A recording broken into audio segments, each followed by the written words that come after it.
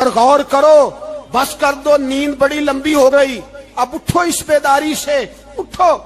جب قومیں نافرمانی کرتی ہیں تو ملک چھن جاتے ہیں، اور کافر باری باری کر کے باریاں لگا رہا ہے، باری باری تمہیں کئی دفعہ دھمکیاں دے چکا ہے، وہ تمہارا نمبر کئی دفعہ لگا چکا ہے، اب خواب غفلت سے اٹھ جاؤ، آگ پیروں تک آ گئی ہے، ایسا نہ ہو جلا ڈالے سارا کچھ۔ حضرت سیدنا ابو ذر غفاری رو کے فرمایا کرتے تھے، جب تم نافرمانیاں کرو گے تو علاقے تمہارے ہاتھوں سے نکل جائیں گے۔ سو نکل گئے۔ غوث اعظم کے بغداد پہ کئی دفعہ بم گرے، مولا علی شیر خدا کا شہر نجف کئی دفعہ بم کی نظر ہوا، امام علی مقام کے کربلا میں اب تک کئی دفعہ جنگیں ہو چکی، اس لیے کہ ہم نافرمانی کرتے ہیں، علاقے چھن جاتے ہیں۔ دوسری بات یہ کہ پھر ہمیں وہ طریقہ بھی نہیں آتا جس سے رب کو منایا جاتا ہے۔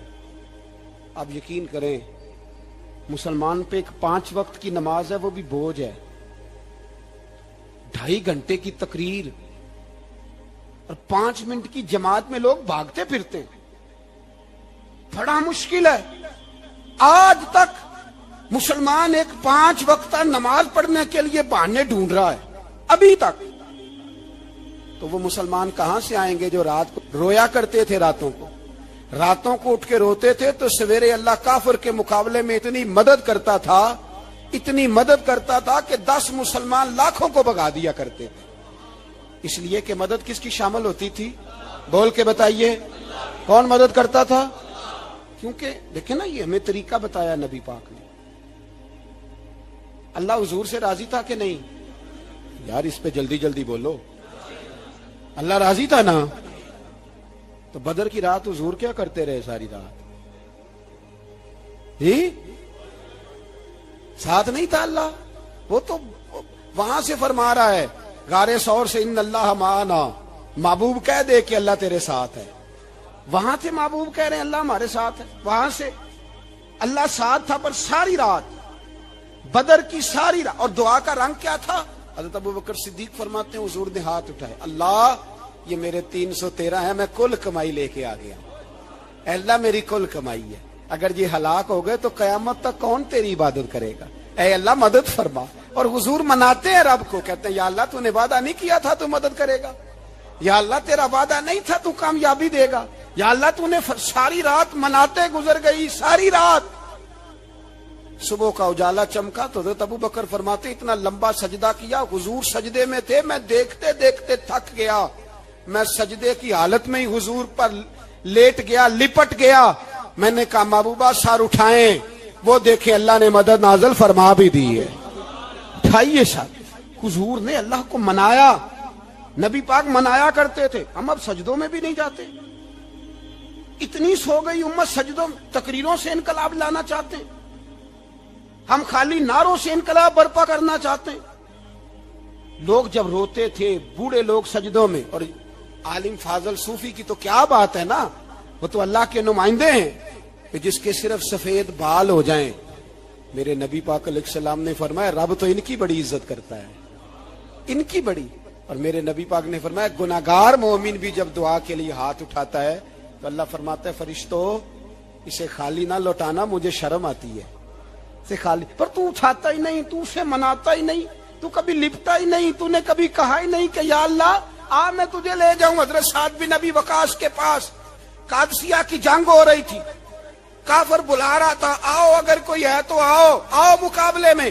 حضرت سعد بن ابی وقاص نے گھوڑے دوڑا دیے، دشت تو دشت ہیں، صحرا بھی نہ چھوڑے ہم نے، بحر ظلمات میں دوڑا دیے گھوڑے ہم نے۔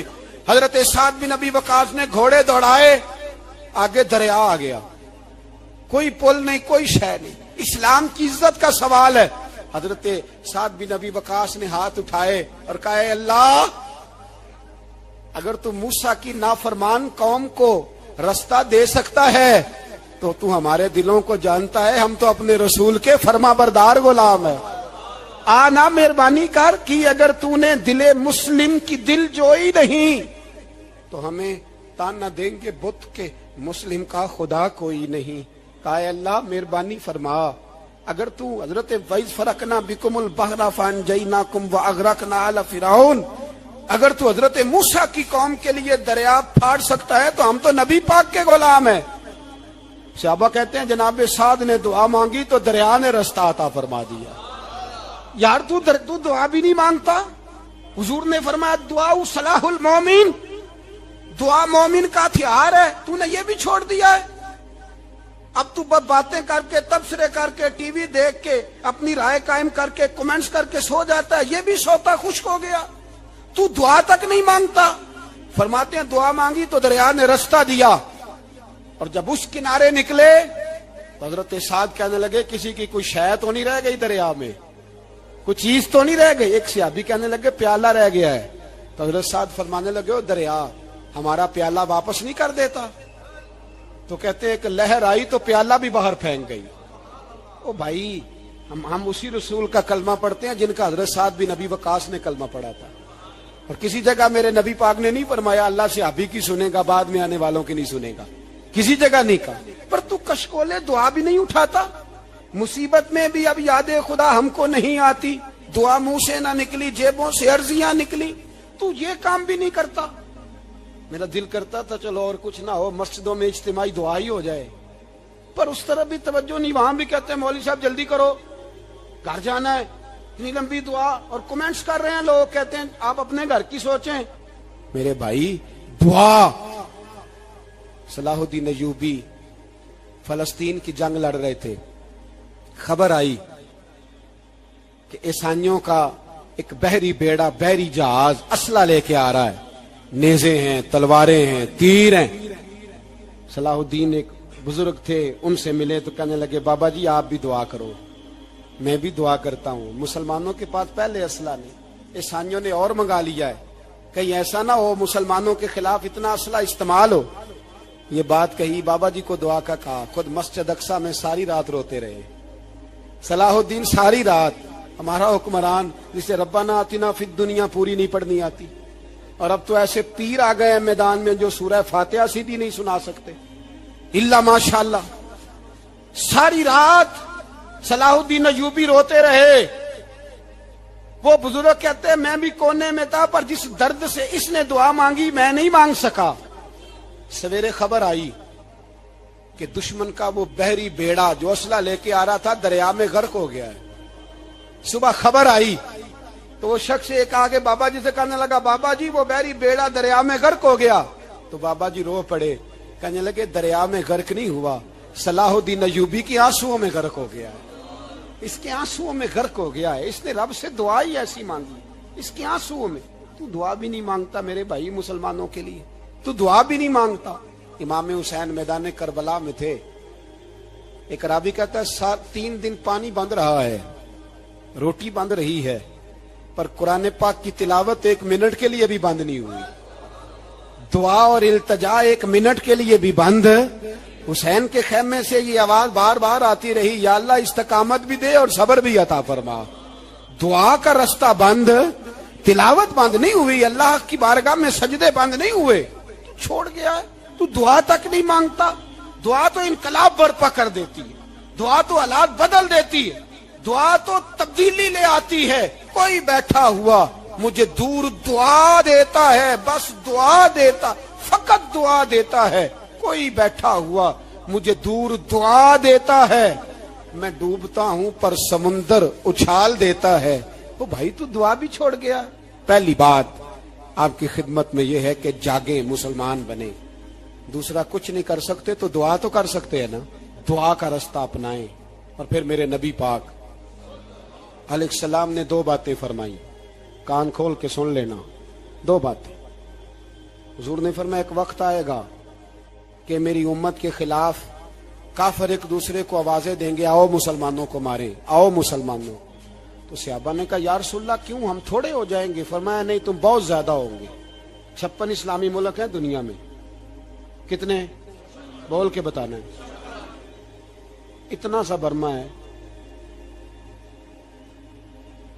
کسی غیر مسلم کا کتا مر جائے تو یہ چیخ پڑتے ہیں، اور یہاں کہتی ہے اقوام متحدہ کہ جی وہ ہمیں داخل نہیں ہونے دے رہے. تو بند کرو پھر سلامتی کونسل، تحلیل کر دو، اقوام متحدہ ختم کرو. اگر تمہاری کو سنتا نہیں تو بنائی کیا ہے؟ صرف مسلمانوں کو پریشرائز کرنے کے لیے. اور ہمارے مسلمان بھیک مانگتے پھرتے ہیں. کہتا ہے کہا ہے ہم نے اقوام متحدہ سے. اب تم اپنے لیے کافر سے بھیک مانگو گے؟ کافر سے بھیک مانگو گے؟ میرے عزیز نبی پاک علیہ الصلوۃ والسلام نے فرمایا کافر ایک دوسرے کو بلائیں گے مسلمانوں کو مارے. یا رسول اللہ ہم تھوڑے ہوں گے؟ فرمایا بہت زیادہ ہوں گے. تو حضور کیا ہوگا؟ فرمایا تمہیں وہن ہو جائے گا. یا رسول اللہ وہ کیا ہے؟ فرمایا دنیا سے پیار ہو جائے گا, مرنے کو دل نہیں کرے گا. دنیا سے اور مرنے کو. اس وقت سمجھ لینا کافر تم پہ حاوی ہے. میں اپنا اندازہ کروں, آپ اپنا کریں. مجھے دولت سے کتنا پیار ہے اور آپ کو کتنا پیار ہے. جاگ کے سنیں یہ لفظ رسول پاک کے صلی اللہ علیہ. حضور نے فرمایا جب تجھے دنیا سے پیار ہو جائے, دولت سے پیار ہو جائے, اقتدار سے پیار ہو جائے, اور جب تجھے موت بری لگنے لگے, تیرا مرنے کو دل نہ کرے, پھر کافر تیرے اوپر چڑھ آئے گا. آج دولت ہی تو رہ گئی ہے, باقی بچا کیا ہے؟ میں اکثر کہتا ہوں شادیاں نہیں ہوتی, تجارتیں ہوتی ہیں. لڑکی والے کہتے ہیں کہ لڑکا زیور کتنا ڈالے گا, لڑکے والے کہتے ہیں لڑکی جہیز کتنا لائے گی. تجارت, ہر جگہ دولت, ہر جگہ پیسہ, ہر جگہ سرمایہ. جہاں جس معاشرے میں تلاوت بکے, نعت بکے, تقریر بکے, اس سے زیادہ اور تباہی کا معاملہ کیا ہوگا؟ میرے عزیز میرے رسول پاک علیہ الصلوۃ والسلام کے صحابہ کے قریب دنیا داری آ سکی نہیں آئی. حضرت ابو بکر صدیق نے پانی مانگا تو لوگوں نے دودھ دیا, فرمایا پیچھے کرو. ابو بکر نے نعمتیں چھوڑ دیے. اب ابو بکر وہ والا کام کرتا ہے جو رسول پاک نے کیا ہے. فرمایا نہ دودھ شاید پیش نہ کرو, جو مانگتا ہوں بس وہ دو. حضرت ابو بکر صدیق نے بڑے مالدار تھے. حضرت عمر فاروق رضی اللہ تعالیٰ عنہ کے پاس صحابہ کرام جمع ہو کے آئے. کون سا ایسا شخص ہے جس کی تنخواہ میں اضافہ ہو جائے؟ تو لوگ کہتے ہیں نہیں مجھے نہیں چاہیے. پر ہم نے وہ لوگ دیکھے ہیں. حاجی صادق صاحب کو مسجد والوں نے کہا 1000 روپیہ تنخواہ بڑھانی ہے, تو حاجی صاحب کہنے لگے میرا بڑا سونا گزارا ہوتا ہے, مینوں نہیں بڑے نے. حضرت سیدنا عمر فاروق رضی اللہ صحابہ اکٹھے ہو کے گئے. کہنے لگے عمر حضور کے زمانے میں بظاہر غربت رہی, جناب صدیق اکبر کے زمانے میں غربت, اب تو بڑی ریل پیل ہے, بحرین سے لاکھوں کا مال آتا ہے, آپ کو بڑے بڑے سفیر ملنے آتے ہیں, پر آپ وہی پرانا کرتا اور وہی تامت جو کئی جگہ سے سی آپ نے کئی جگہ سے پھٹی. اور حضرت عمر ایک دن عید کی نماز پڑھانے گئے تھے تو ننگے پیر ہی چلے گئے. لوگوں نے کہا جوتا, فرمایا ٹوٹ گیا تھا یار, پہننے کے قابل نہیں تھا. فرمایا ننگے پیر آ گئے ہو, لوگ کیا کہیں گے؟ فرمایا چھوڑو, عمر کے پاؤں ننگے ہیں لیکن عمر کے کردار میں تو کوئی شک نہیں نا, پیر ہی ننگے ہیں نا, کیا ہوا؟ چھوڑو اس بات کو. کوئی پیار نہیں دنیا داری سے, دولت سے, کوئی چکر ہی نہیں. حضرت سیدنا عمر فاروق رضی اللہ تعالیٰ عنہ کو صحابہ نے اکٹھے ہو کے کہا, یہ ہے امت کے بیدار ہونے کے طریقے جو عرض کر رہا ہوں. کہا جناب آپ اب بڑا مال غنیمت ہے, اور جس طرح ہر صحابی کا حصہ ہے آپ کا بھی حصہ ہے, تو ایک نیا کرتا ہی ڈال لیں آپ خرید کے. اب جب مشورہ ہو گیا صحابہ میں تو کہنے لگے عمر سے بات کون کرے گا؟ نیا کرتا پہننے کی عمر سے بات کس کو برا لگتا ہے جی؟ نیا کرتا کون بات کرے گا؟ حضرت سیدنا علی المرتضیٰ کا انتخاب ہوا. کہنے لگے مولا علی کی بڑی عزت کرتے ہیں, ان سے بڑا پیار کرتے ہیں, ان سے بات کرتے. تو حضرت علی کو بلایا گیا, عرض کی حضور مہربانی فرمائیں. حضرت عمر سے کہے نئے کرتے کے لیے, آپ فرمانے لگے عمر میری بڑی قدر کرتا ہے, بڑی بات سنتا ہے, پر یہ والا کام نہیں میں عمر سے کہہ سکتا, یہ کسی اور سے کہو. تو کہنے لگے آپ رہنمائی کر دیں, کس کو کہیں؟ تو جناب علی المرتضیٰ فرمانے لگے اگر حضرت عائشہ صدیقہ سے کہو گے تو عمر فوراً مان جائے گا, وہ مومنوں کی ماں ہیں. صحابہ حضرت عائشہ کے پاس, اماں جی عمر کو بلائیں, ان کو کہیں بڑے بڑے سفیر آئے ہوتے ہیں, وہی پرانے کپڑے پہن کے بیٹھ جاتے ہیں. اللہ اکبر. حضرت عائشہ نے پیغام بھیجا, فرمایا عمر کو بلاؤ. عمر فاروق دوڑے ہوئے آئے, پردے کے پیچھے حضرت عائشہ کے پاس گھٹنوں کے بل, اماں جی دیر تو نہیں کر آیا میں آنے میں؟ حکم ہو, حضور کے گھر سے پیغام آیا, بڑے بڑے سفیروں کو چھوڑ کے بھاگے. حضرت عائشہ صدیقہ کہنے لگی عمر دیکھو جائز پیسے ہوں تو اسلام اچھے لباس سے منع نہیں کرتا, اب بڑا بڑا مال آیا ہے, اب تیرا بھی حصہ ہے, تو صحابہ کرام کی خواہش ہے کہ نیا کرتا پہن لو. बड़े बड़े सफीर आते हैं, हर्ज भी कोई नहीं, जायज भी है, को मना नहीं। हजरत उमर ने गर्दन झुका, जी अम्मा जी, जी अम्मा जी, जी अम्मा जी। हजरत आयशा कहती हैं बात खत्म हुई, उमर ने गर्दन उठाई तो उमर की दाढ़ी आंसुओं से भरी हुई। कहती है मुझे कहने लगे अम्मा जी मैं तो सिर्फ मस्जिद में देखा करता था, आप तो मुस्तफा को दिन रात देखती थी। जिस तरह के कुर्ते आमना के लाल ने पहने हैं मुझे भी पहना दो, मैं तैयार हूं, मैं पहन लूंगा, मैं तैयार हूं, पर जिस तरह के मेरे नबी ने पहने। हजरत आयशा कहती है मैं फूट के रोई, मेरा पल्लू आंसुओं से भर गया। फरमाती है मैं उमर की बात सुनती गई तो मेरा पल्लू आंसुओं से, मैंने कहा उमर तू जा, तू ठीक है। फरमाती है उमर फारूक सलाम करके उठे, अमीरुल मोमिनीन चले गए। इस कोने में सहाबा छुपे हुए थे, वो आए, कहा अम्मा जी क्या बात हुई? तो मैं फिर रो पड़ी। मैंने कहा क्या बताऊं, तुम्हें पुराने कुर्ते नजर आते हैं, उसे मोहम्मद अरबी के जलवे नजर आते हैं, उसे रसूलुल्लाह का रंग नजर आता है, उसे वो गुलामी नजर आती है। उमर को दुनिया से प्यार, और दुनिया से प्यार नहीं था, दुआ पता क्या थी? यूं झोली उठा के अल्लाह मरजुकना शहादतन फी सबीलिक वजल मौत फी बलद हबीबिक। अल्लाह उमर को बिस्तरे वाली मौत न देना, मौत शहादत की देना, पर मैं मैदान में जाके नहीं मरना चाहता, मुझे रसूलुल्लाह के शहर में मौत चाहिए, बाहर जाके नहीं, यही मैदान लगे मदीने में, यही मौत आए, असबाब बना, मैं मदीना भी नहीं छोड़ना चाहता। ओ भाई इन लोगों को नहीं प्यार था। जनाब सिद्दीक अकबर का विसाल हुआ तो जहर के असर से, वो जो आपको जहर लगा था, बाद मुफस्सिरीन ने लिखा है कभी कभी वो जो सांप ने डसा था तो कभी कभी उसका असर आता था, बस अल्लाह ने शहादत देनी थी कभी कभी, वरना तो बड़ी शिफाएं थी। हजरत उमर शहीद, हजरत उस्मान, जनाब अली, इमाम हसन, इमाम हुसैन, अली अकबर, अली असगर, हजरत अब्बास, हजरत साद बिन मुआज, हजरत अमीर हमजा, मुसअब इब्न उमैर। मेरे महबूब ने तो लिस्ट बनाई शहीदों की, लिस्ट बनाई शहीदों की। शहादत से प्यार किया रसूलुल्लाह सल्लल्लाहु अलैहि वसल्लम के गुलामों ने, प्यार किया शहादत से, इसीलिए तो काफिर उठ नहीं सका कि शहादत से हजरत साद बिन मुआज रदियल्लाहु ताला अन्हु को जख्म लग गया, जंग से जिंदा आ गए लेकिन जख्म है, रो के कहने लगे महबूबा सारे शहीद हो गए, मैं ऐसे ही रह गया। हुजूर ने फरमाया नहीं, रब तुझे भी शहादत की मौत ही अता फरमाएगा। उसी जख्म में पर्दा हो गया। मेरे भाई हजरत अमर बिन जमू रदियल्लाहु ताला अन्हु 4 बेटे लेके ओहद के मैदान में आए, कहा महबूबा मेरे 4 ही थे, मैं सारे ले आया हूं, सारे ही कबूल है? और मैं ठीक है। फिर खुद भी जीरा पहन ली, एक टांग से लंगड़े थे, टांग छोटी थी। हुजूर ने फरमाया तूने क्यों लिबास पहन लिया है? कहा हुजूर मैंने भी तो जिहाद पे जाना है ना। हुजूर ने फरमाया तेरे 4 बेटे तो जा रहे हैं। तो कहा या रसूलल्लाह क्या लंगड़े जन्नत में नहीं जा सकते? हुजूर लंगड़े अल्लाह को कबूल नहीं, मैं नहीं जा सकता। तो मेरे नबी पाक सल्लल्लाहु अलैहि वसल्लम ने फरमाया नहीं, जन्नत तो तेरा इंतजार कर रही है। कहा हुजूर फिर मैं भी जाऊंगा, बच्चे जाएंगे तो मैं भी जाऊंगा।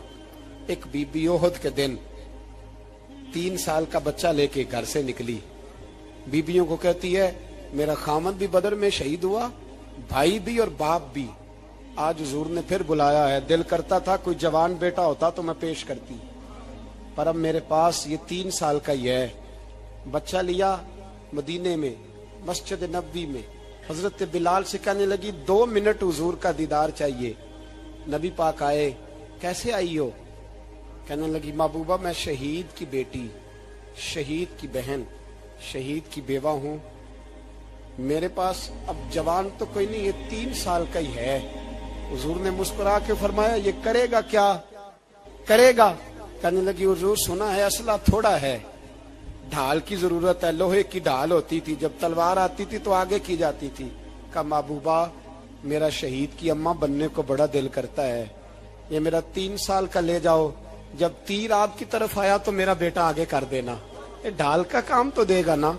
हंसते हुए महबूब की आंखों में आंसू आए, बच्चे को पकड़ के सीने से लगाया, माथा चूमा, फरमाया जा तेरे साथ वादा है قیامت کے دن تجھے شہید کی اماں کہہ کے ہی پکارا جائے گا.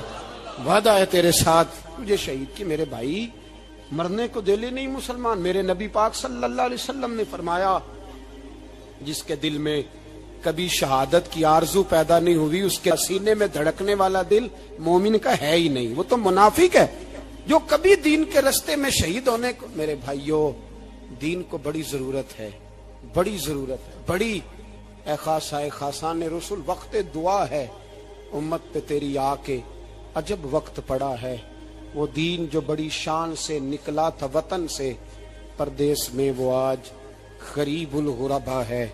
فریاد ہے اے کشتی امت کے نگہباں بیڑا یہ تباہی کے قریب آن لگا ہے. اور ایک شاعر قلم توڑ گیا کہنے لگا تجھ سے فریاد ہے اے گنبد خضرا والے, تجھ سے فریاد ہے اے گنبد خضرا والے, کعبے والوں کو ستاتے ہیں کلیسا والے. تجھ سے فریاد اے گنبد خضرا. اپنے اندر دین کا درد پیدا کرو, ذوق پیدا کرو, مسلمان بن کے جینا سیکھو. جب کوئی برادری پوچھے تو کہو میں محمدی ہوتا ہوں, میں مصطفی ہوتا ہوں, میں رسول اللہ کا غلام ہوتا ہوں, میں پہلے مسلمان ہوں باقی کچھ بعد میں ہوں. خدا را اپنے گھر میں پردہ کراؤ, خدا را رزق حلال کھاؤ. اگر پردے نہ ہو رزق حلال نہ ہو تو جذبہ جہاد پیدا نہیں ہوتا. خدا را اپنے اندر انقلاب برپا کرو, دین کے لیے جینا سیکھو. دین بڑا تڑپتا ہے, دین بڑا روتا ہے.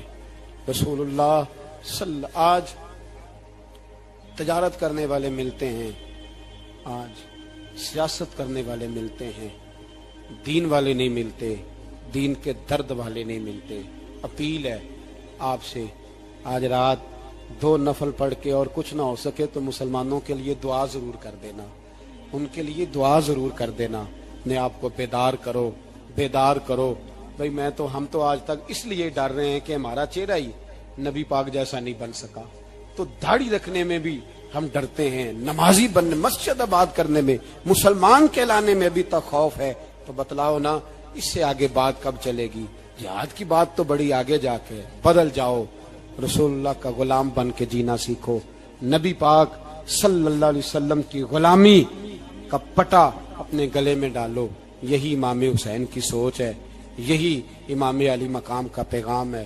اس کو کبھی فراموش نہ کرنا. امام حسین ہمیں بتا گئے سارا کچھ لٹ جائے پر دین کے اندر کوئی نقص واقعہ نہ ہونے پائے. کوئی شرابی, کوئی بے ایمان, کوئی لٹیرا کبھی اس کے سپورٹر نہ بننا. ہمیشہ وہ کسی شاعر نے کہا تھا ہم سے نہ رقم ہوں گے قصیدے یزید کے. کسی نے کہا کسی ظالم نے میری سپورٹ کر, میری بات کر, تو اس نے کہا ہم سے نہ رقم ہوں گے قصیدے. تو حضرت رابعہ بصریہ فرمانے لگی چھوڑ دے, ایک بخشا ہوا ایک بخشی ہوئی کا کفن چوری کرے گا, بس کر چھوڑ دے. تو کہتے میں کام کے پیچھے گرا تو میں نے کہا اماں تو بخشی ہوئی ہے, تیرا تقوی پرہیزگاری خوف خدا زمانہ جانتا ہے, پر میں کیسے بخشا ہوں؟ میں تو پاپی ہوں, میں نے تو ساری زندگی گناہ کبیرہ کیا, مردوں کے کفن چوری کی, میں کیسے بخشا گیا؟ تو اماں کہنے لگی بولے کل جس نے بھی میرا جنازہ پڑھا ہے رب کریم نے سب کی بخشی فرما دی, بخشے گئے سارے جنازے میں آنے والے. اللہ اپنے بندوں کو یہ شان عطا فرماتا ہے. میرے حضرت قبلہ عالم دوستو, دیانتداری سے کہتا ہوں مسجد میں بیٹھا ہوں اس وقت, اگر وہ والی سیرت جو کتابوں میں ہم ولیوں کی پڑھتے ہیں وہ اگر کسی شخص میں پائی جاتی ہے تو وہ میرے شیخ میں پائی جاتی ہے, میرے حضرت میں. ابھی آپ جب آئے لوگ کہتے ہیں آپ کی آخری ملاقات کب ہوئی, تو میں کہتا ہوں آخری ہوئی نہیں, کبھی نہ کبھی ہوگی. یہ کیسے ہو سکتا ہے؟